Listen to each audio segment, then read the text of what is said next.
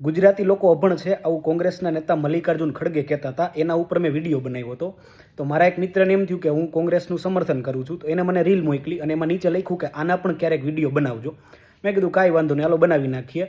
હવે રીલમાં એવું હતું કે કોંગ્રેસના નેતા મલ્લિકાર્જુન ખડગે છે એમાં એવું કહેતા હતા કે તમે નમાજ પડતા હોય ને બાજુમાંથી ઝેરી સાપ નીકળે તો પેલા નમાજ તોડીને એ સાપને મારવો, આવું કુરાનમાં લખ્યું છે. તો આરએસએસ અને બીજેપી છે એ એક ઝેરી સાપ જ છે, જો તમે એને નહીં મારો તો તમે નહીં બચી શકો, આવું એમાં એ કહેતા હતા. હવે આમ તો એ મારા મિત્ર છે, મારા કરતાં ઘણું વધારે રાજકારણ જાણે છે, હું તો બહુ ઓછું જાણું છું.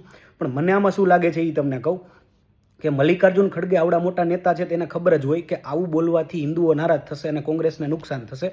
આમ તો હવે એમાં હિન્દુઓ એવો શબ્દ આવતો નથી, પણ છતાંય એ બોયલા એની પાછળનું કારણ કદાચ એ હોઈ શકે કે બીજેપી અને આરએસએસ સમર્થક જે વોટ બેંક છે એ ક્યારેય કોંગ્રેસને મત આપવાની નથી. એટલે કદાચ આવું બોલવાથી હિન્દુઓ નારાજ થાય કે બીજેપી કે આરએસએસ સમર્થક લોકો નારાજ થાય તો કોંગ્રેસને કોઈ નુકસાન નથી. ઉલટાનું આવું બોલવાથી જ્યાં અત્યારે ચૂંટણી છે ત્યાં લોકો રાજી થાય અને કોંગ્રેસને ફાયદો થાય. એટલે નુકસાન કરતાં આમાં ફાયદો વધારે છે એવું કદાચ મલ્લિકાર્જુન ખડગેને લાગ્યું હોય અને કદાચ બોલ્યા હોય, અને ખરેખર આને જ રાજકારણ કહેવાય. મને આવું લાગે છે, કદાચ એ મારા મિત્ર સમજી શકશે.